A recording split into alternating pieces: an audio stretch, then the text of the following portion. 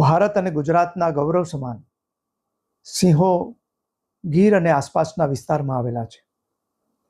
આ સિંહોના લગભગ 8 જેટલા જે બચ્ચાઓ છે, કબ છે, એના ટૂંકા ગાળાની અંદર મૃત્યુ થતા થોડી ચિંતાની લાગણી હતી. પરંતુ વન વિભાગના પ્રયાસોથી જે બીમાર 17 જેટલા સિંહો હતા એને ક્વોરન્ટાઇન કરવામાં આવેલા હતા અને સારવાર કરવામાં આવી હતી. અને બાકીના જે સિંહો આસપાસના હતા એમાં 600 જેટલા સિંહોને ડિટિકિંગ અને ડીવોર્મિંગ કરવાથી આખો વિસ્તાર છે એ જંતુમુક્ત કરવામાં આવ્યો હતો.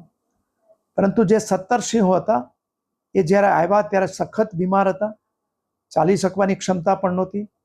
એમાંથી 12 સિંહોને સાજા થયા પછી વનમાં છૂટા કરી દેવામાં આવ્યા છે અને બાકીના જે 5 સિંહો છે એ હજી ઓબ્ઝર્વેશન હેઠળ છે અને તંદુરસ્ત છે. એને પણ ટૂંક સમયમાં રિલીઝ કરવામાં આવશે. એટલે છેલ્લા દિવસોની અંદર જે બીમારીથી મૃત્યુ કહી શકાય એ પ્રકારના મૃત્યુ બન્યા નથી. જે એક સિંહણનું મૃત્યુ થયું છે જે ગર્ભવતી હતી, એના કારણો બીમારી કરતાં બીજા જે કોમ્પ્લિકેશન થયા છે એને કારણે થયું હોય એવું સંભાવના છે. એને કોઈ પણ પ્રકારના વાયરસ એમાં પણ મળી આવ્યા નથી. અને અગાઉના સિંહોની અંદર પણ કંઈ ચિંતા કરી શકાય એ પ્રકારના કોઈ વાયરસ ઉપલબ્ધ નહોતા.